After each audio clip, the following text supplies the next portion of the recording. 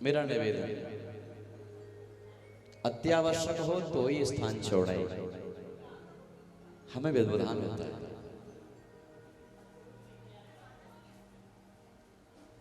नैमिषारण्य की पावन धरा, जहां शौनक आदि महर्षिगण श्री सूत जी महाराज से भागवत कथा का रसास्वादन कर रहे हैं। हरि क्षेत्र की पावन भूमि, गंगा का पावन तट, जहां मैत्रेय जी के श्रीमुख से विदुर जी महाराज भी भागवती गंगा में स्नान कर रहे हैं। और शुक्र तीर्थ में राजा परीक्षित सुखदेव भगवान से ही इसी दिव्य कथा का रसास्वादन कर रहे हैं। आइए हम भी इसी भागवती गंगा में स्नान करें, अवगाहन करें। बंधुओं, ये भागवत ही तो है जिससे हमारे सारे कलमश धुल जाते हैं। जन्मांतरे तथा पुण्यम तथा भागवतम लवेत। अगर आपके सत्पुण्यों का उदय हो ही गया है और उसके फल में भागवत की गंगा आपको मिली गई है, तो खूब छक्कर स्नान करिए, कहीं कोई कमी ना रह जाए। अपने इस शरीर के सारे कलमश धो डालिए। बोलिए राधे राधे। कैसे धुलेंगे? कैसे धुलेंगे? वो तो ठीक है, राधे राधे का तो एक सहारा है नौका का। धुलेंगे कैसे? मन जहां जहां चिपका हुआ है, ये मन जहां जहां जाता है, उस मन को बलात् खींच के लेके आइए कि कहीं नहीं भागेगा। तो जब तक आरती ना हो जाएगी तो यहीं रहेगा, कथा में ही रहेगा। इसलिए पकड़ के रखिए मन को। आइए हम श्री भागवती गंगा में प्रवेश करें। सुखदेव भगवान राजा परीक्षित को भगवान श्री कृष्ण की बड़ी मधुर मधुर बाल लीलाओं का श्रवण करा रहे हैं महाराज। और भगवान की उन लीलाओं से सबका मन मोहित हो जाता है। गोपियां तो पल भर को, क्षण भर को बिना कृष्ण को देखे रह नहीं पाती।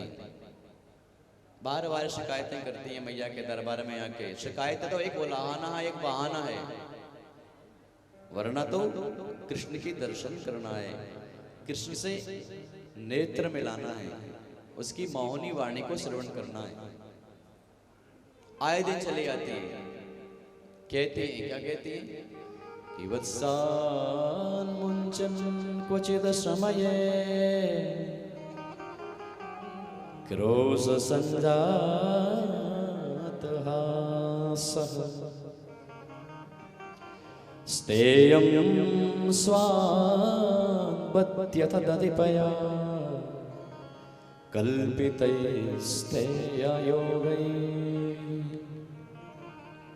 मर्कान् भोक्ष्यति विभजति सचेन् नाति भाण्डं भिनत्ति द्रव्यालाभं सागृहकुपोतो यात्युपक्रोश्यतोका।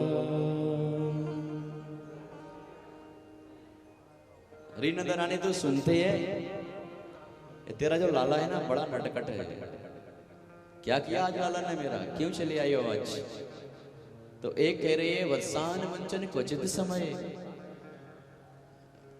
दूध लगाने की, गाय दोहन करने की एक समय की वेला होती है, सांझ की वेला और भोर की वेला। लेकिन तेरा ये लाला है, पता है क्या करता है? जब इसका मन आता है बछड़े को छुड़ाता है और बछड़ा सारा दूध पान कर जाता है। सांझ को जब लगाने को दोहने को बैठे तो कोई दूध ही नहीं निकलता। बसान मुंचत क्वचित समय क्रोश संजात हासः। इसको मना करो ना कि मत छोड़ भैया, मान जा मान जा, आंखें दिखाता है हमको, क्रोध करता है। क्रोश संजात हासः स्तेयं स्वादवत् दधिपया। और समझाओ, कहता चल ठीक है, मुझे माखन खिला जल्दी से, कहाँ रखा है लेके आ। और जैसे ही मैं माखन लेके आती हूँ तो कहता है, सूंघता है और कहता है राम राम राम राम, कितना पुराना सड़ा सड़ाया बासन माखन मुझको खिला रही है। अरे मेरे को मारे को ठान रखी है क्या तूने? तो फेंक देता है। ऐसा तेरा नटवर ना करे। और पता है, और कुछ इससे अगर कहो ना तो दूसरी गोपी क्या कह रही है, अरे मैंने इसको इतने खूब समझाया कि भैया जैसा मिल रहा है वैसा खा जा, और तुझे अगर ताजी खाने का शौक है तो अपने घर में मैया से खूब मांग, तेरे तो 9 लाख गाय, 9 लाख गैया, दूध तेरे दूध दही खान, अपने घर में क्यों नहीं खा लेता? तो बताए क्या कहता है, मुझे तुम्हारो माखन खावे में आनंद आवे, घर के माखन में आनंद नहीं आवे। ऐसा तेरा छोरा है। एक दिन तो बता इसने क्या किया, क्या किया, मैंने माखन ऊपर उस पर रख दिया, ऊपर छीके पे टांग के, तेरे लाला से डर के कहीं आए ना जाए, फिर वो खाए ना जाए। तो इसको इतना गुस्सा आया, उस सखाओं की मंडली बना करके उस छीके पे चढ़ गया, उठा लिया और पूरा खाया, सखाओं को खिलाया, मटकी को फोड़ा, बंदरण को भी खिलाया। मरकान भोक्षति विभजति सचे नाति भांडम भिन्नति, घड़े को तो भोरे ही भोरा, खुद भी खाया, मित्रों को खिलाया और बंदरों को खिला दिया। द्रव्या लावे सागरे कुपितो, ये बार बार जाकर के कुपित होता है, हमको डांटता है। तो मैया मुस्कुरा के कह रही है, कह रहे जैसे मेरो लाला वैसा तुम्हारो लाला। अच्छा डांट दियो कर, इसको डांट क्यों नहीं देती, डांट दियो कर। तो एक गोपी कहने लगी, ठीक है लाला, ठीक है मैया, अब तेरे लाला को मैं देखूंगी, आज तलक सब माप करूं रियो राख्यो तेरो मां, दे गुलचा अब मार लगाऊं घर ना दूंगे जा। नटवर ने निरखत नित गोपी नित प्रति देते उलाम, श्याम सखा माता डिग बैठो ब्रजमंडल को प्राण। तो गोपी चिड़ा चिड़ा के कहती कि आज तक सब माफ करूँ रही, आज तक तो मैं माफ करती रही, क्षमा करती रही कि नंद का लाला है, यशोदा का लाला है। अब मैया तूने अगर कह दिया है तो दारी को ऐसा मारूंगी, गुलचा से मारूंगी, दे गुलचा अब मार लगाऊं घर ना दूंगी, अब तो गुलचे से पिटाई लगाऊंगी, अब नहीं जाने दूंगी, मैया तूने कह दिया है। तो श्याम सखा माता डिग बैठो, ओ भैया कन्हैया मैया के पीछे पीछे साड़ी का पल्लू पकड़े और चिढ़ा देते हैं, कभी जीभ दिखाते हैं, कभी हाथ दिखाते हैं, कभी अंगुष्ठ दिखाते हैं। गोपियां बड़ी मन, गोपियों के मन को मोह लेते हैं भगवान। इस प्रकार गोपी विस्तोभितो नृत्यद भगवान बालवत् क्वचित् उद्गायते क्वचिन् मुग्ध तद्वसो दारुयंत्रवत्। क्या कहा जा रहा है? सुखदेव जी ने लिखा, गोपी भी स्तोभितो नृत्यत भगवान बालवत् क्वचित् उद्गायति क्वचित् मुग्धस् तद्वसो यंत्र दारु यंत्रवत्। जिस गोपी के मन में पड़ता है ना कभी कभी कि कन्हैया तेरे घर मेरे घर आना, देखो अच्छा ताजा ताजा माखन खिलाऊंगी, तो लोभ में चले जाते हैं महाराज, और बढ़िया माखन का बढ़िया गोला हाथ में लिया, देख कितना ताजा ताजा माखन निकालो है, बस एक शर्त है। तो पूछते हैं क्या शर्त है? बस एक बार तो नाच के दिखाए दे। गोपी भी स्तोभितो नृत्यत, जब नृत्य का लोभ देती है तो भगवान पता है क्या करते हैं? बालवत् क्वचित्, नृत्य करने लगते हैं बालक की तरह, साधारण बालक की तरह। सुखदेव जी कह रहे हैं कि हे राजन, इस लीला का जरा झांकी का दर्शन तो करिए। जो नारायण जीवों को 84 लाख योनि में नचाता रहता है, इन जीवों का सामर्थ्य देखिए कि आज इन छोटी छोटी जो अनपढ़ गोपियां हैं, ग्वारी गोपियां हैं, इनके कहने से भगवान नाच रहे हैं। गोपी भी स्तोभितो नृत्यत भगवान बालवत् क्वचित्, कभी कभी भगवान बालकों की तरह नाचते, साधारण बालकों, मनुष्यों के बालकों की तरह। उद्गायति क्वचित् मुग्धा, कोई गोपी कहती अरे कन्हैया तू नाचता तो बड़ा अच्छा, इसको गाना वाना भी आता है क्या? थोड़ा गा के देखा तो कन्हैया गाने लगते हैं। वो तो गायती, भगवान गाने लगते हैं। बताइए, तद्वसो यंत्र दारुवत, भगवान तो गोपियों के ऐसे बस में हो गए हैं जैसे वो कठपुतली दिखाने वाला होता है ना कलाकार, वो जैसे कठपुतली को जैसे नचाएगा वैसे वैसे वो नाचती है, बस धागा जोड़ा रहता है, जैसे मटकाएगा वैसे मटकेंगे। भगवान तद्वसो दारु यंत्रवत, ऐसे कठपुतली की तरह नाच रहे हैं भगवान। शेष महेश दिनेश गणेश सुरेश हो जाए निरंतर ध्यावे, जाहि अनादि अखंड अनंत सवेद सुभेद बतावे। कि नारद से सुख व्यास रटे पचिहारे तो कछु पार न पावे, उतारे अहिर की छोहरियां छछिया भर छाछ पे नाच नचावे। बोलिए ना, ताई अहिर की छोहरियां छछिया भर छाछ पे नाच नचावे।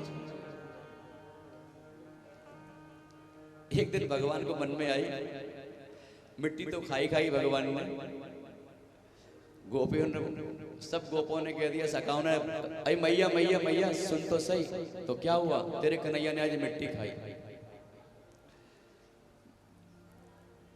अब मिट्टी तो खा ली, मैया के पास में आए, मैया ने कहा कन्हैया तूने मिट्टी खाई है? मैया से कहने लगे नहीं खाई मैया मैया। अच्छा, मुंह का मिट्टी का ढेला मुख में ही रखा है? एक कह रहे मैंने नहीं खाई। ना हम भक्षित भानम सर्वे मिथ्या अभिशंसिना।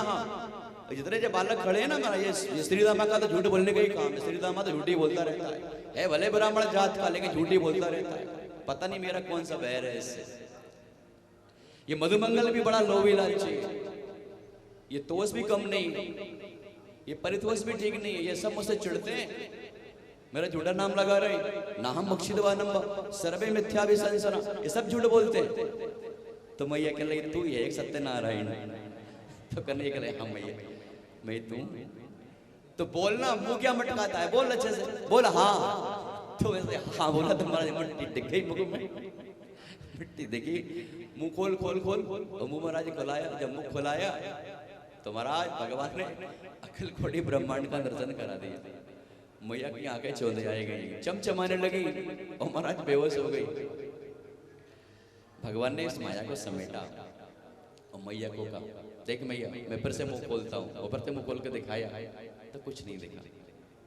तो मैया कह रहे मेरी आंखों की रोशनी कमजोर पड़ गई, बुढ़ापा आएगा तो मेरे लाला ने मिट्टी मिट्टी कुछ नहीं खाई। ये सब झूठ बोलते हैं। बोलिए राधे राधे। भगवान तरह तरह की लीला करते हैं। एक दिन भगवान पता है क्या हुआ, भगवान को शौक हुआ तो गौशाला में गए और गौओं को चारा डालते डालते महाराज सिंह पकड़ लिए ऐसे। अब वो गौ माता भी तो बड़ी धन धन हो गई, वो सोचने लगे गौ माता के आज तो कन्हैया ने जो श्री हरि नारायण है मुझको आशीष दोनों हाथों से आशीष दे रहे हैं, धन्य है, आज मेरा जीवन धन्य हो गया, धन्य हो गया। तो उसने उसमें उत्साह में भर के महाराज ऐसा मुंह ऊपर कर दिया और गाय ने मुख ऊपर किया तो कन्हैया ऐसा सिंह तो पकड़े थे, लटक गए महाराज ऊपर। बोलिए राधे राधे। लटक गए ऊपर, ऐसा मुंह किया लट गए महाराज। मैया खड़ी खड़ी देख रही, देखो तो कन्हैया को हड़काया गाय को, तो मैया ने छुड़ाया, वो गिरे तो महाराज गोबर में तो पूरे गिरे। अब थोड़े आधे पड़े के लिपटे थे तो जितना बच्चा था तो पता गोबर उठा करके कभी यहाँ लगा लिया, कहीं यहाँ लगा लिया, कहीं मुख में लगा लिया। तो मैया ने कही तू तो बड़ो नटखट है गो, गत जनमनि पूतनारे किम सुकरोसि गत जनमनि पूतनारे पंकाभिषिक्त सकला वैलम विलोक्यो दामोदरम वदति कोप वसात यशोदा तुम सुकरोसि गत जन्मनि।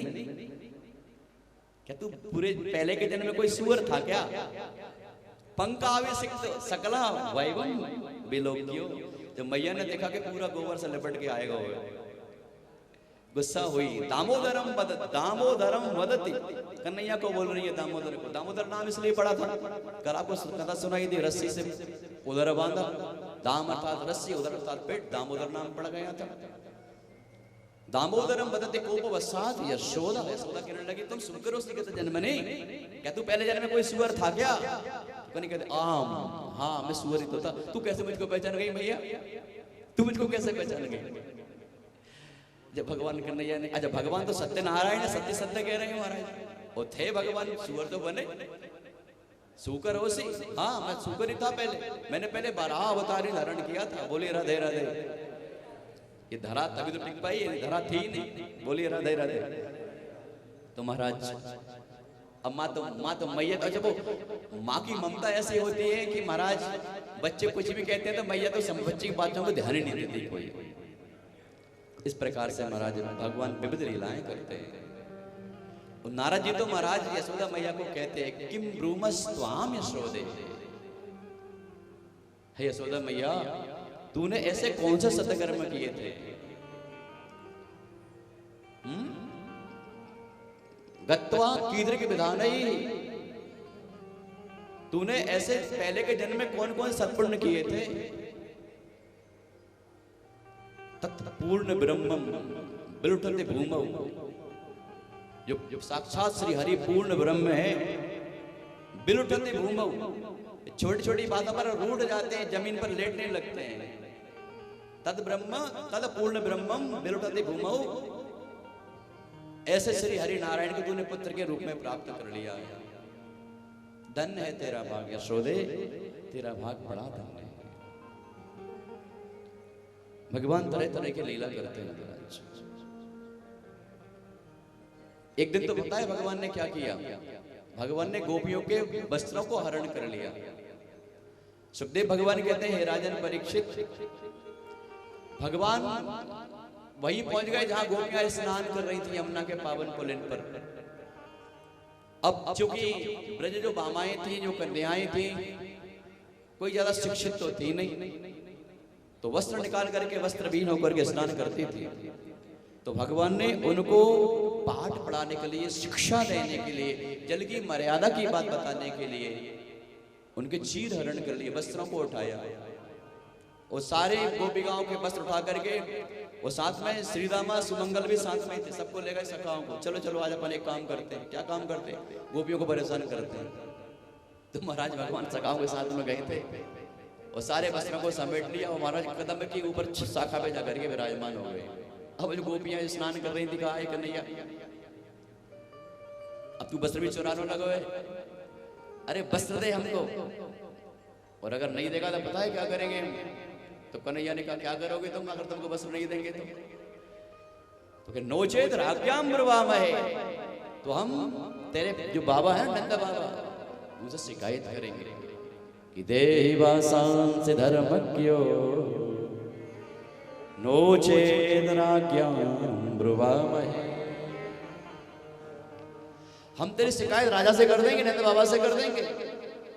हे धर्मज्ञ, देखिए गोपियों का संबोधन देखिए, देहि वासांसि धर्मज्ञो, हम जानते तुम धर्मावतार हो, तुम साधारण नहीं हो, धर्मावतार हो, तुम धर्म के मर्म को जानते हो। स्त्रियों की एक मर्यादा होती है, इसलिए वासांसि देहि धर्मज्ञ, हे धर्मज्ञ वस्त्र प्रदान करिए।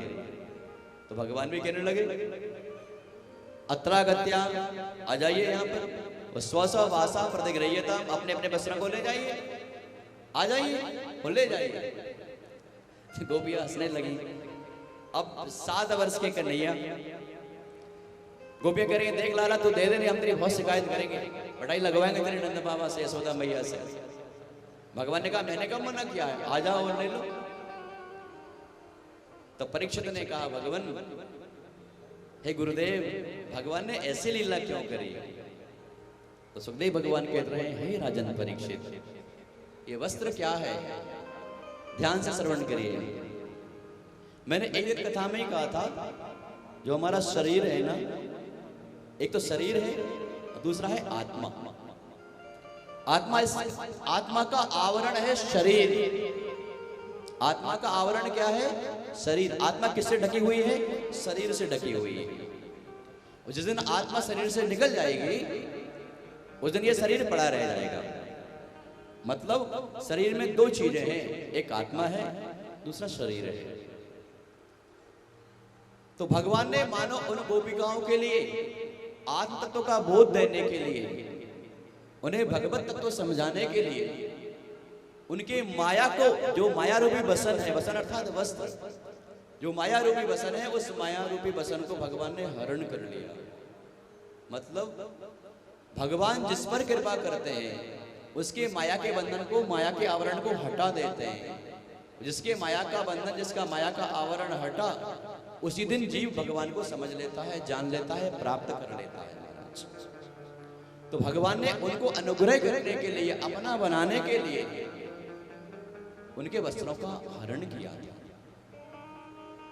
ये माया का ही तो आवरण है जो हम ठीक ठीक से भगवान को नहीं पहचान पाते। जब सत्संग में श्रवण करते हैं, जब सत्संग में जाते हैं, तो हमारा ज्ञान चक्षु उदित हो जाता है, हमारा विवेक जागृत होता है। कहाँ? कथा में बैठकर, सत्संग में बैठकर। जब तक सत्संग में बैठते हैं महाराज, ज्ञान का प्रकाश में हम प्रकाशित बने रहते हैं। हमारा अज्ञान, अंधकार, तिमिर बहुत दूर रहता है। जैसे सूर्य उदय है तो अंधकार लेस मात्र भी देखने को नहीं मिल रहा है। क्यों? सूर्य उदय है। तो ठीक ऐसे ही जब जीव, जब मनुष्य कथा में जाकर के बैठता है, सत्संग में जाकर के बैठता है, तो उसका विवेक रूपी सूर्य उदित हो जाता है। जब विवेक का सूर्य उदित होता है तो माया का बंधन, जो अज्ञान अंधकार है, वो अज्ञान अंधकार हमारा दूर दूर चला जाता है। ये मन भगवान में रम जाता है। और सच पूछिए, कभी कभी तो किसी किसी को ऐसा लगता है हम यहीं बैठे रहे, ये गंगा बहती रहे, हम स्नान करते रहे।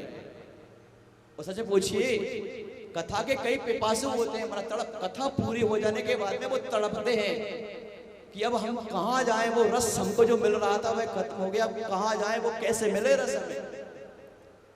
उस रस को प्राप्ति के लिए, उस अपनी तड़प को मिटाने के लिए घर में जो टेलीविजन है उसको हमने देखा, ऑन किया और महाराज पहुंच गए आस्था पर। आस्था पर मन नहीं टिका तो हम संस्कार चैनल पे पहुंच गए, और संस्कार चैनल पे भी आपका मन, जो रस प्राप्ति नहीं हो रही ना, तो हम दूसरे चैनल पे चले गए। वहां भी रस नहीं मिला तो हम चौथे चैनल पे चले गए। महाराज बटने दबाते रहते हैं। क्यों? वो रस मिले जो हमको तृप्त करे, जिससे हमको मन को शांति मिले, हमारा मन अनुकूल हो, हमें रोमांच होने लगे। होता है ना ऐसा कि नहीं होता? अगर जिन्हें होता है तो समझिए आपको प्रभु से प्रेम हो गया है, आपको प्रभु से प्रेम हो गया है, इसलिए आपको छटपटाहट हो रही है। हम यही चाहते हैं, आपको छटपटाहट होनी चाहिए, कथा के बाद भी और कथा के पहले भी। ये छटपटाहट सबको होनी चाहिए। और जिसको नहीं हो रही ना महाराज, तो फिर बड़े वैद्य के पास में जाइए, कोई अच्छे बड़े विद्वान के पास में जाइए, कोई सदगुरु की खोज करिए, कोई सदपुरुष की खोज करिए, ताकि आपको प्रभु प्रेम की वो रास्ता मिल जाए, वो छटपटाहट, वो रोमांच आपके हृदय में आ जाए। ऐसे ना बैठिए। अगर आपका मन कथा में ना लगे, प्रभु प्रेम से अगर आपका मन ना भरे, तो आप ऐसे ना बैठे रहें। मन को प्रेम से भरने की चेष्टा करिए, प्रयास करिए। बोलिए राधे राधे। प्रयास करेंगे तो क्या होगा? उद्यम सफल हो जाएगा। मैया ने खूब प्रयास किया, एक रस्सी बांधी, 2 3 4 बुला बुला के इकट्ठी करी, आखिरकार कन्हैया बन गए। 2 अंगुल क्या था महाराज? 2 अंगुल यही तो है, एक जीव का पुरुषार्थ और दूसरा भगवत अनुग्रह। 2 अंगुल की कमी क्या है?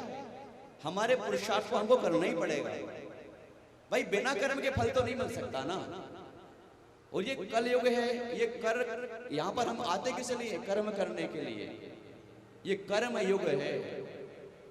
ये शरीर आपको मिला है ना, कर्म करने को मिला है महाराज, और हम कर्म करते ही रहते हैं, करते ही रहते हैं। मैंने एक दिन और कहा था, क्षेत्राणी है शरीराणी है, शरीर तो खेत है, हम बोते रहते हैं इसमें शुभ अशुभ फल, शुभ और अशुभ कर्मों के बीच में हम बोते ही रहते हैं। बस बात वही है, जैसे फसल बोओगे, जैसे बीज बोओगे वैसे फसल बनेगी। इसलिए महाराज, अगर शरीर मिला है तो फिर इसको आप सदुपयोग करिए। भगवत प्रेम में किसी भी प्रकार से मन को लगाइए। प्रेम से एक बार बोलिए, प्रेम से बोल दीजिए। हाँ जी। तो भगवान तरह तरह से गोपियों को आकृष्ट करते हैं, उनको आनंद प्रदान करते हैं। भगवान एक बार सखाओं के साथ में जंगल में गए गौएं चराने के लिए। सखाओं को भूख लगी, कहा भगवान भूख लग रही है, भोजन है नहीं। पास में ही देखा यज्ञ हो रहा था। भगवान ने कहा चले जाओ, जो ब्राह्मणों की पत्नियां हैं उनसे ब्राह्मणों से याचना करना भोजन की, वो आपको भोजन प्रदान करेंगे। महाराज ब्राह्मणों ने तो मना कर दिया, यज्ञ पत्नियों ने प्रदान कर दिया। जब उनको पता लगा ब्राह्मण पत्नियों को, ब्राह्मणियों को, कि कन्हैया ने भेजा है इनको, वो कन्हैया पास में ही है, तो महाराज उनका मन तो मोहित हो गया। और यज्ञ कर रहे जो ब्राह्मण थे उनकी ब्राह्मणियों ने भोजन भी प्रदान किया और कन्हैया के पास में आकर के दर्शन भी किया, और दर्शन करके आनंदित हो गई महाराज। सुखदेव भगवान कहते हैं राजन परीक्षित, भगवान विविध लीला करते हैं। और एक दिन की तो बात थी कि भगवान ने इंद्र की पूजा को रोक दिया। इंद्र की पूजा को क्यों रोका? तो कहा इंद्र भगवान नहीं है, देवता है। इंद्र देव है और भगवान ने सबको कार्य सौंप रखा है। वायुदेव को वायु का काम सौंप रखा है, सूर्य को प्रकाश का काम सौंप रखा है, चंद्र को रात्रि का प्रकाश का काम सौंप रखा है, इंद्र को वर्षा करने का काम सौंप रखा है। तो इंद्र कोई भगवान थोड़ी ना, तो उनका पूजन करी जाए, पूजन भगवान की करिए। बोलिए राधे राधे। और हम भी आजकल ना जाने कौन कौन के पूजन करने लगे है बात कि नहीं सही? हमारे भाई साहब कहते हैं कि कथा में एक बात को आप जरूर कहा करो, जोर देके, पूजन योग्य जो हो, जो पूज्य हो उसको पूजा जाए। भगवान पूजनीय है, आराध्य है, उनकी आराधना करी जाए। उनके नाम में सामर्थ्य है कि मुक्ति का मार्ग खुल जाता है, उनके नाम में। और आज जितने हमने देवता बना रखे हैं ना कि ये हमारे देव हो गए, वो कहने लगे तुम्हारे ये हो गए तो हमारे ये हो गए। बोलिए राधे राधे। तीसरा कहने लगा तुम्हारे ये तो हमारे ये। अब ना कोई शंकर जी को पूज रहा महाराज, ना कोई कन्हैया को पूज रहा, ना कोई राम जी को, और यही प्रमुख आधार है महाराज। तो इसलिए मैं आपसे निवेदन करूं कि राम कृष्ण और शिव ही हमारे आधार हैं, यही आराध्य देव हैं, इसलिए इनको ही पूजना चाहिए। श्री राम, श्री कृष्ण और श्री शिव यही ईश्वर है महाराज। बोलिए राधे राधे। प्रेम से बोल दो ना राधे राधे। तो इंद्र पूजन रुका दी भैया, अब कुछ गड़बड़ ना हो जाए। तो भगवान के लिए कोई गड़बड़ नहीं होगी, और भगवान ने उपदेश दिया है महाराज गोपियों के लिए। क्या उपदेश दिया? कि कर्मणा जायते जंतु कर्मणैव विलीयते सुखम दुःखम भयम क्षेमम।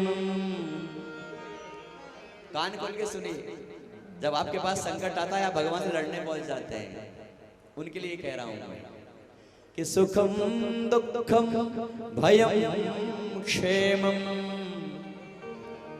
कर्मणैव विपद्यते कर्मणैव विपद्यते। कर्मणा जायते जंतु कर्मणैव विलीयते। ये देह जो आपको प्राप्त हुई है ना, ये आपके कर्म से ही, आपके प्रारब्ध के फल से ही ये देह मिले है आपको। कल्पना करिए किसी झुग्गी झोपड़ी में रहने वाले बच्चों की तरह आपका जन्म हो जाता, अभावों में आप जीवन जी रहे होते। तो आपने कोई ऐसा सत्कर्म किया होगा जिससे आपको ये सुंदर शरीर में, पहली बात तो शरीर नहीं मिलता मनुष्य को, 84 लाख योनियों में मनुष्य की देह मात्र है जो सब सर्वश्रेष्ठ है। और ये मनुष्य की देह ना है ना, देवताओं से भी श्रेष्ठ है महाराज। देवगण चाह कर भी वैकुंठ को प्राप्त, हरि को प्राप्त नहीं कर सकते, चाह कर भी। और जीव अनजाने में भी और बिना चाहे भी भगवान को, श्री हरि को प्राप्त कर सकता है, मोक्ष के मार्ग पर पहुंच सकता है। क्षीणे पुण्य मृत्यु लोके विसंति। जिस दिन पुण्य क्षीण हो गए, ऊपर के देवगण भी जमीन पे आ जाते हैं नीचे। बोलिए राधे राधे। छीने पुण्य मर्त्य लोके विशंति, गिर पड़ेंगे नीचे जमीन पर। लेकिन इस मनुष्य की देह से महाराज जीव उपासना के मार्ग पे कदम रखकर, साधना के मार्ग पर चलकर पर ब्रह्म के सामने जाकर के खड़ा हो जाता है। और भगवान यही कहते हैं, वरम ब्रूहि, क्या चाहते हो, भुक्ति या मुक्ति? भुक्ति अर्थात भोग साधन, संसार में जो चाहिए सो मिलेगा। और मुक्ति चाहिए तो भैया यहीं रुकिए, बोलिए राधे राधे। तो क्यों इंद्र की पूजन करते हो? सब कर्म का ही तो फल है, सब कर्म का फल है। सुख और दुख हमको अपने ही प्रारब्ध से प्राप्त होता है। इसलिए इंद्र कोई भगवान नहीं। बंद करिए पूजन, और पूजन करना ही अगर तो गिरिराज महाराज की करिए। कौन की करिए? गिरिराज महाराज की। अरे कन्हैया, उस गिरिराज के पूजन काहे को करें, क्यों करें उसके पूजन? तो भगवान मीठी मीठी वाणी में समझा रहे हैं, गिरिराज जी तो हैं जहां तमाम सारी वनस्पतियां हैं। वो गिरिराज महाराज जी तो हैं जहां पर हमारी गौएं चरने को जाती हैं। और जब चरने जाती है तो वहां से उनके स्तनों में दुग्ध आता है, उससे हम दही मही माखन बनाते हैं। और देखो हम सब हृष्ट पुष्ट हैं। गिरिराज महाराज का अगर ना होते तो हरी भरी घास कहाँ मिलती, वनस्पतियां कहाँ होती, यमुना का प्रवाह ना होता तो हमें सुखद वायु कहाँ मिलती।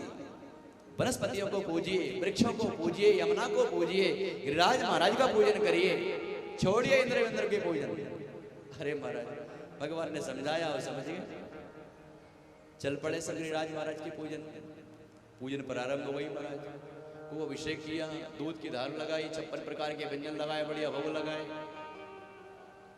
ब्रजवासी कहने लगे, महाराज तेरो ये कन्हैया, ये तेरो भगवान जो है ना गिरिराज, ये प्रकट तो हो जाए, भोग तो लगाए पहले, ऐसे रखी रहेगी ये थाली क्या व्यंजन से भरी हुई। भगवान के लिए अभी देखो, आप लोग आंखें बंद करो, गिरिराज महाराज प्रकट हो जाएंगे, भोग लगाएंगे। कि एक रूप ते पूजत है, और दूसरे रहत पूजा, सहस भुजा फैलाय के, मांग मांग के खाए, हाँ मांग मांग के खाए। जैसे ही ब्रजवासियों ने नेत्र बंद किए, महाराज भगवान ने अपना एक रूप प्रकट कर लिया, गिरिराज के रूप में प्रकट हो गए। और सहस भुजा फैलाए के महाराज हजारों हाथ फैलाए, किरण ले आओ भैया, आप भी ले आओ, आप भी ले आओ, आप भी ले आओ, सबका भोग लगा लिया। कहने लगे ब्रजवासी, अरे कन्हैया कन्हैया, कुछ हमको ही प्रसाद बचेगा कि पूरा ही खा जाएगा तो गिरिराज महाराज? कब से नहीं खाया जाने, कितना भूखो है, अनंत काल को भूखो है का? कन्हैया कहते हाँ अनंत काल को ही भूखो है। कि भूखो सदा प्रेम को डोलो, ब्रज घर घर मैं जाऊं, पाय प्रेम युत परम पदारथ, पाय प्रेम युत अमिय पदारथ, खात न कबहु अघाऊं, खात न कबहु अघाऊं। ध्यान से सुनिए, जो कहते हैं ना कि भगवान नहीं करते भोजन, इसलिए खूब प्याज डालो, लहसुन डालो, कोई परहेज नहीं करेंगे, उनको कह रहा हूं मैं कि भूखो सदा प्रेम को डोलो, भगत जनने गृह जाऊं, पाय प्रेम युत अमिय पदारथ,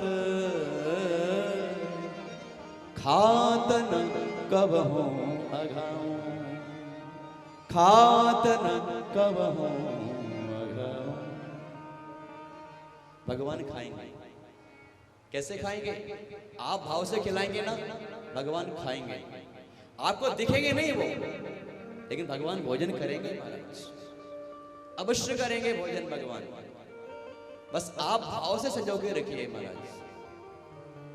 पाय प्रेमित अमेय पदारथ, बस मुझको प्रेम से अगर आपने सूखी रोटी में रख दी ना, ये सब्जी नहीं रख सकते, क्यों कि प्याज डली है महाराज, लहसुन डला है, कोई बात नहीं, मत रखिए सब्जी। रोटी पे शक्कर के दाने रख दीजिए, तुलसी का पत्ता छोड़ दो, घंटी बजा दो, महाराज भगवान उसी को स्वीकार कर लेंगे। वो तो महाराज साग खा लेते हैं। बदुरानी तो प्रेम में इतनी बेवल हो गई, इतनी बेवल हो गई कि महाराज छिलके खिला रही, फल सामने रखे, कदली फल, वो छिलके पबा रही।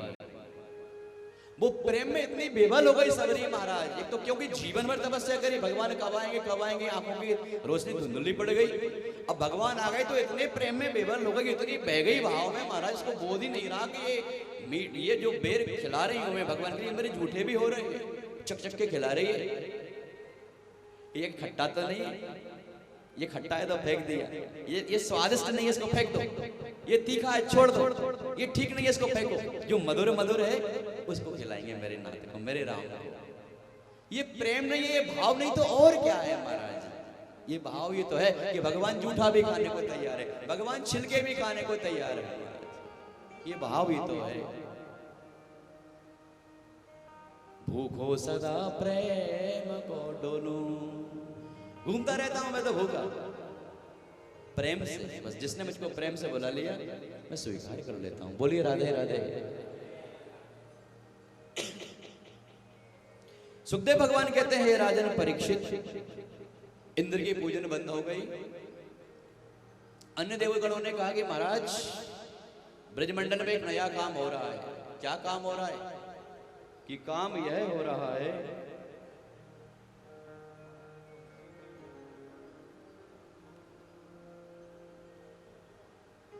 हाँ जी, खबर लगी कि ब्रज में नया काम होने लगा है। क्या काम होने लगा है? कि आपके पूजन बंद, गिरिराज के पूजन चालू। अच्छा, कौन ने करवाई? नंद के लाला ने। इंद्र ने कहा अच्छा इतना सामर्थ, अभी देखते। तो गणम सांवर्तकम नाम मेघानां शांत कारणम, सांवर्तक नाम के बड़े बड़े मेघों को बुलाया, बड़े बड़े बादलों को जिसमें बहुत पानी भरा रहता है। वो बादल कहते हैं आदेश करिए क्या करना है। तो इंद्र ने कहा जाओ ब्रजमंडल को बहा दो पूरा, लेस मात्र भी ना रह जाए, बहा दो पूरा। खूब बरसों, छक्के बरसों मरा, वर्षा होने लगी। अत्यासाराति वेगे, इतनी तेज बारिश हो रही है कि ब्रजवासी कप रहे खड़े खड़े, हवा का प्रवाह हो रहा है महाराज, बिजली कड़क रही है, बादल कड़क रहा है, सब घबरा गए महाराज, कांपने लगे, सब कांपने लगे। और सब मिलकर के भगवान कृष्ण से कहने लगे, कन्हैया हमको बचा, ये तूने पूजन रुकवाया था, इंद्र के तो ऊपर रुष्ट रहेगा, अब तू ही हमारी रक्षा कर। और सब हाथ जोड़ करके कह रहे हैं, आइए हम भी हाथ जोड़ करके भगवान से प्रार्थना करें, क्योंकि संकट के पहाड़ हमारे ऊपर आते ही रहते हैं, ये संकट के बादल भी हमारे ऊपर मंडराते ही रहते हैं महाराज। तो संकट से निवारण कौन करेगा? गिरिराज धारण महाराज। आइए कहिए हाथ जोड़ करके कि कृष्ण कृष्ण महाभाग त्वन्नाथं गोकुलम प्रभो त्रातिमर्हसु देवान्नः कुपिता भक्तवत्सल, कुपिता भक्तवत्सल। हे भक्तवत्सल हमारी रक्षा करो। कृष्ण कृष्ण महाभाग, हे महाभाग, हे महापुरुष, हे लाला, तू नंद को लाला है कि नारायण हमें ना पतो, अब तू ही रक्षा कर हमारी। तो भगवान प्रसन्न हो गए महाराज। बस भगवान से कह दो हम तुम्हारे हैं, एक बार समर्पण कर दीजिए महाराज।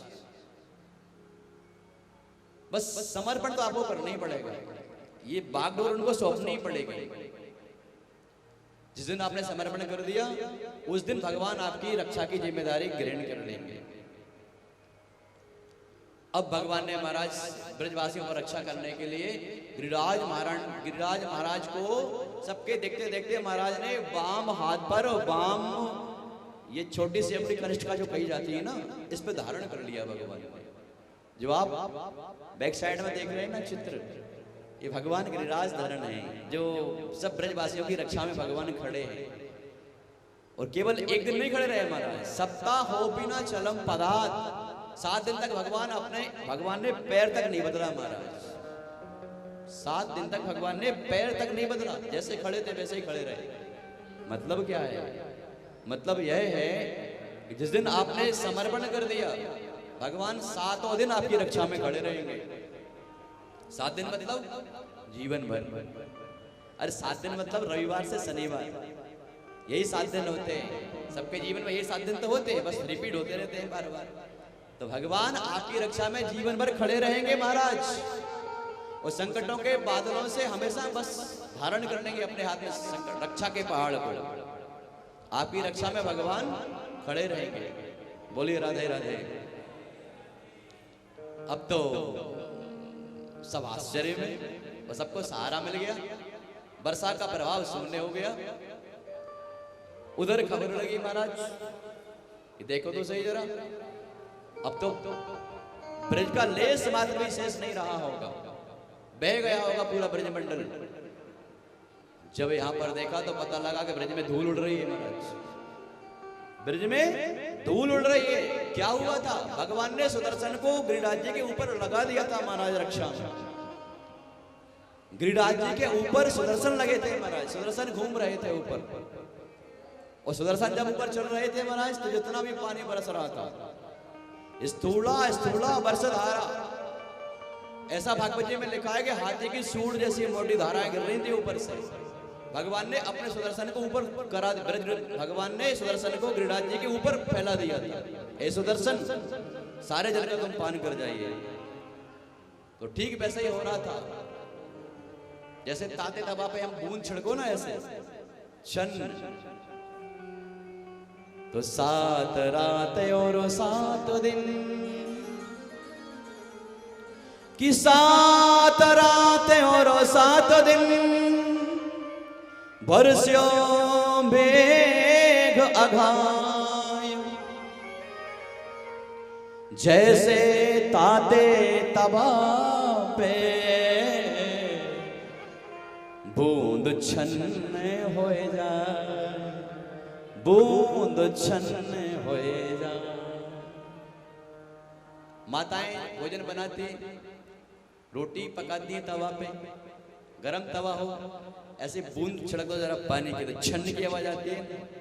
तो ऐसे ही हो रहा है महाराज, चक्कर ऊपर घूम रहा है सुदर्शन, जितना भी पानी बरस रहा है वो सब छन्न छन्न होकर के महाराज बस चक्र में ही समाहित होता चला जा रहा है। 7 रात और 7 दिन बरस्यो मेघ अघाय, खूब अघा के वर्षा महाराज मेघ, लेकिन जैसे ताते तवा पे बूंद छन्न होए जाए, सारा पानी सूख गया, एक बूंद ब्रज में नहीं आई। यशोदा मैया ने कहा कि देखो मेरा छोटा सा कन्हैया है, थक गए होए गो, लाठियों को सहारा लगाए दो। तो महाराज सबने लाठियों का सहारा लगा दिया। और अब चूंकि ये हास परिहार की आदत रहती है ब्रजवासियों के लिए, और कहने लगे कन्हैया एक काम कर, अब तू थक गए होए गो, थोड़ा हम लाठियों को सहारा लगाए रहे, तू हाथ नीचे कर। तो भगवान ने कहा अच्छा सहारा दे रहे हो, ठीक है। तो भगवान ने कहा देखो अब हम हाथ हटा रहे हैं, सावधान हो गए सब लोग। तो भगवान ने कहा कि कन्हैया ने कहा कि सब सावधान हो गए, सहारा लगा लिया, लाठियों का टेक ली। सब ब्रजवासी कह हाँ भैया हमने टेक ली, अब तू छोड़ दे। जैसे ही कन्हैया ने छोटा सा हाथ हटाया और सारी लाठियां तर तर तर पूरी लाठियां टूट गई महाराज, क्षण भर में सारी लाठियां टूट के बराबर। एक कन्हैया बचाइए बचाइए, छोड़ मत दीजिए, हम सब दब जाए, सब मर जाए। बोलिए राधे राधे। आश्चर्य हो गया, पूछने लगे सब, कन्हैया एक बात तो बता, एक बात तो बता, इतना तुझे बल कैसे आ गया कि 7 कोस में फैले गिरिराज महाराज को तूने धारण कर रखा है, कैसे? तो भगवान कह रहे हैं कि कछु माखन को बल बढ़ियो, कछ गोपियन करी सहा, कछु माखन को बल बढ़ियो, कछ गोपियन करी सहाय, ओ राधा जो की कृपा ते मैंने गिरवर लियो उठा। हमने गिरिवर लियो उठा। कौन की कृपा से? राधा रानी की कृपा से। कछु माखन को बल बड़े और कछु गोपियन करे सहाय। मैं आपके घर में जो रोज आता था माखन खाता था, इसलिए तो खाता था मैं रोज। क्यों? मुझको बलवान बनना था। मैं जानता था एक दिन को गिरिराज धारण करना पड़ेगा, इसलिए मैं आप सबके घर में चोरी चोरी भी माखन खा के आया करता था। कछु माखन को बल बड़े हो, कछु आप लोगों ने सहायता कर दी। और सच पूछिए ना तो मैंने नहीं उठाया गिरिराज जी, तो कौन ने उठाया? राधा जो की कृपा तय, राधा रानी ने कृपा करी, उन्हीं की कृपा ने उठाया है ये गिरिराज जी को। बोलिए राधे राधे। आइए, बड़ा सुंदर भाव ब्रज के कवियों ने लिखा है, जरा हम गुनगुना लें। बड़ा सुंदर रसिया है। आइए जरा हम धारण कर लें, गिरिराज जी के चरणों में प्रणाम कर लें। नक पर गिरवर लीनो धार, ब्रज के कवियों ने बड़े सुंदर शब्दों में इसको पिरोया है। आइए हम सब मिलकर के इस सुंदर भाव को जरा गुनगुना लें। बोले गिरिराज महाराज की। ओ नक पर गिरवर लीनो धार,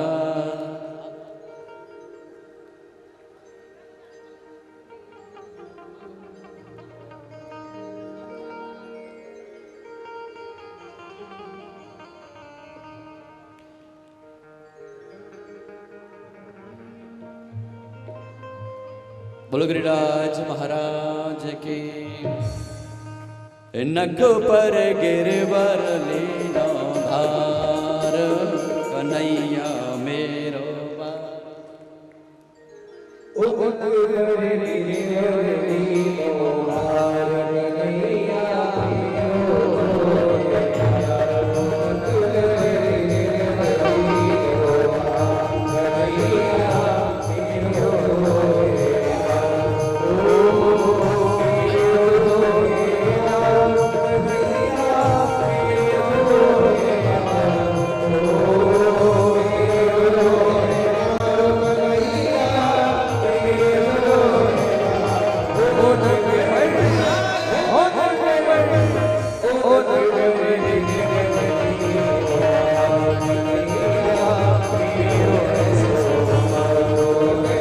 लीनो गिरवर धार,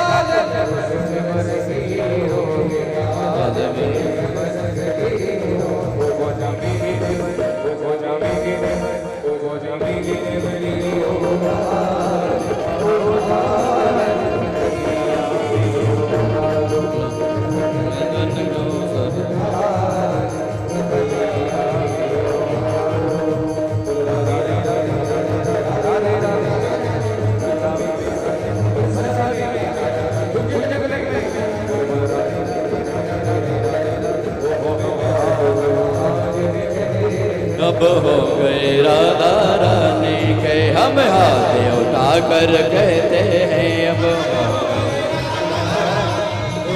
हो गए राधा रानी के, हम हो गए बोल गिरिराज महाराज की जय जय श्री राधे। आइए सुखदेव भगवान कहते हैं राजन परीक्षित, इस प्रकार से भगवान ने गिरिराज को धारण किया और ब्रज वासियों की रक्षा करी। इंद्र को जब पता लगा कि महाराज इंद्र ब्रज की बहने की तो बात छोड़ो, ब्रज में तो सूखा मौसम है, कोई बरसात का प्रभाव ही नहीं हुआ। समझ गए इंद्र तो ये तो श्री हरि नारायण ही है, क्या किया जाए, क्षमा याचना मांगनी चाहिए। तो महाराज सुरभि गाय को लेकर के वृंदावन की पावन धरा में प्रकट हुए। इंद्रदेव भगवान कदम के वृक्ष पे छाए में बैठे हुए थे और इंद्र आकर के प्रकट हुए। सुरभि गाय से भगवान का अभिषेक किया और भगवान का स्तवन करने लगे। विशुद्ध सत्वम तव धाम शांतम तपोमयं ध्वस्तरजस्तमस्कम्। हे भगवान, आप तो सत्वगुण से प्रधान हैं, रज और तम का तो महाराज कहीं से कहीं लेस मात्र आपका कोई प्रभाव ही नहीं है। आप तो सत्वगुण प्रधान हैं। हे नाथ, मायामयोयम यम सब प्रवाहो, मैं तो आपकी माया से मोहित हो गया। और भगवान इतनी तो बात क्या कहें, आप बैकुंठ के अधिपति होने के बाद भी गौचारण करने के लिए, ब्रजवासियों को आनंद देने के लिए, इस ब्रज में आप गौचरवन करने के लिए, इनको आनंद देने के लिए, यशोदा मैया और नंद बाबा को आनंद देने के लिए इस धराधाम पर आप प्रकट हुए हैं। और आपकी है लीला मनुष्यों के लिए कल्याण का मार्ग खोलेगी। हे भगवान, आपकी लीलाओं को सुन सुन करके ही मनुष्य मात्र का कल्याण होगा। हे भगवान, मैं आपकी माया से मोहित हुआ। विशुद्ध सत्वम तव धाम शांतम। हे नाथ, आपका धाम शांत है और आपका स्वभाव ही परम शांत है। हे नाथ, आप करुणा के सागर हैं, मुझ पर कृपा करिए, मुझ पर कृपा करिए। मैंने अपराध किया है भगवान, मैंने अपराध किया है।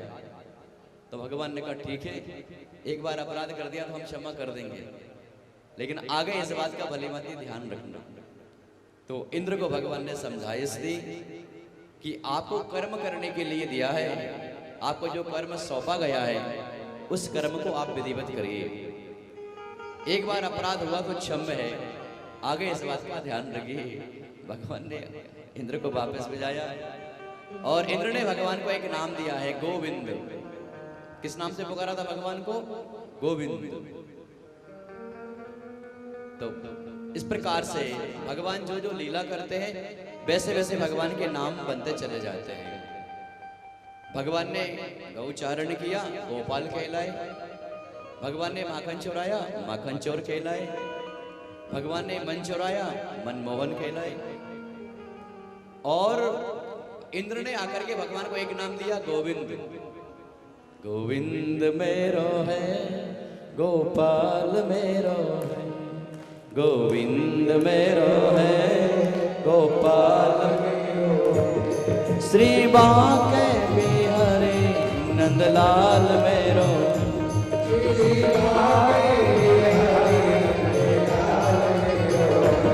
श्री बांके बिहारी नंदलाल मेरो है।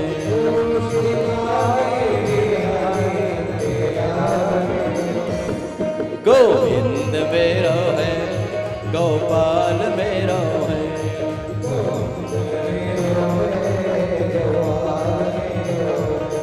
गोविंद मेरो है, गोपाल मेरो है।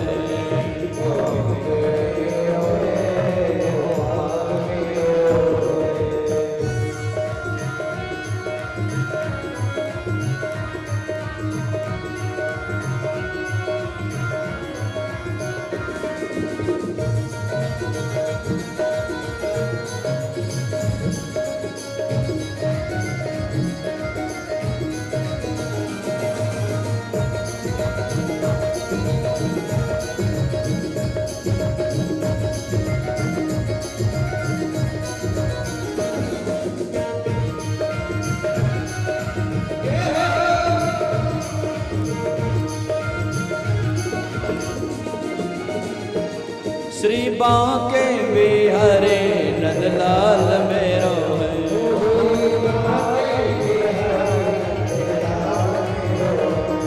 श्री बांके बिहारी नंदलाल मेरो है।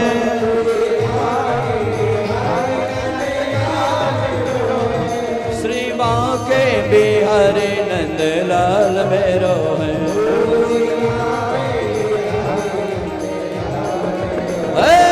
गोविंद मेरो है, गोपाल मेरो है, गोविंद मेरो है,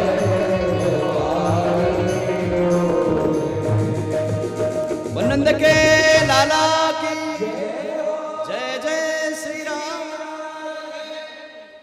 अब देखिए, जब राधा रानी का नाम भगवान ने ले ही लिया है, भगवान ने क्या कहा ब्रजवासियों को, राधा जो की कृपा से मैंने गिरवर लियो उठाए।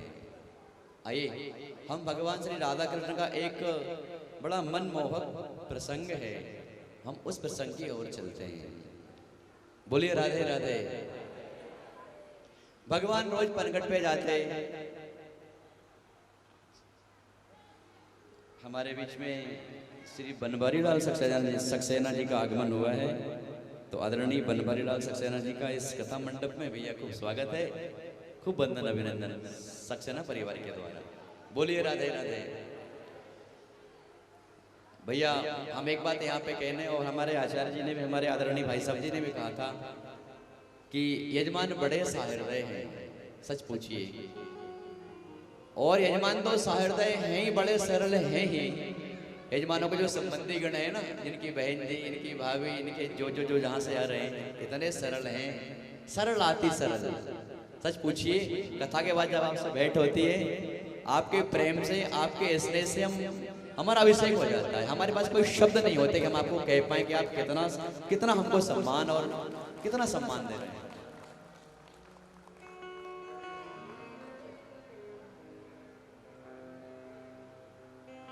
तो भैया ये जो आप में सरलता सहजता हमारे यजमान परिवार में, उनके संबंधी जनों में देखने को मिल रही है, और सच पूछिए हमारा तो मन कर रहा है कथा 15 दिन की होनी चाहिए। और वैसे भी कथा पूरी हुई नहीं है, अभी बहुत सारी पतंग छूट रही है, तो 15 दिन अगर मिल गए महाराज तो फिर खूब छक्के सुनाएंगे धीरे धीरे। क्या होता है कि जब प्रसंग में जब तक डूबे ना, तो फिर आनंद नहीं आता।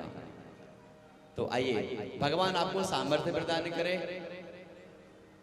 कि आगे भी आप इस प्रकार का संकल्प कभी कर पाए। बोलिए राधे राधे।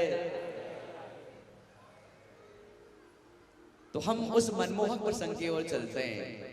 सखाओं ने कहा देख कन्हैया, तो कन्हैया ने कहा बोलो क्या बोलते हो। अब भगवान को सखा पता है बिल्कुल, कभी ये नहीं मानते थे कि हमसे कोई बड़ा है, कि राजा नंद राय का लड़का है, बड़े घराने का है, तो इसे डरे, इसके सम्मान करें। ना ना ना, वो सब सका एक ही जैसे थे महाराज, बिल्कुल तू करके बोलना, और कोई भेदभाव नहीं है महाराज।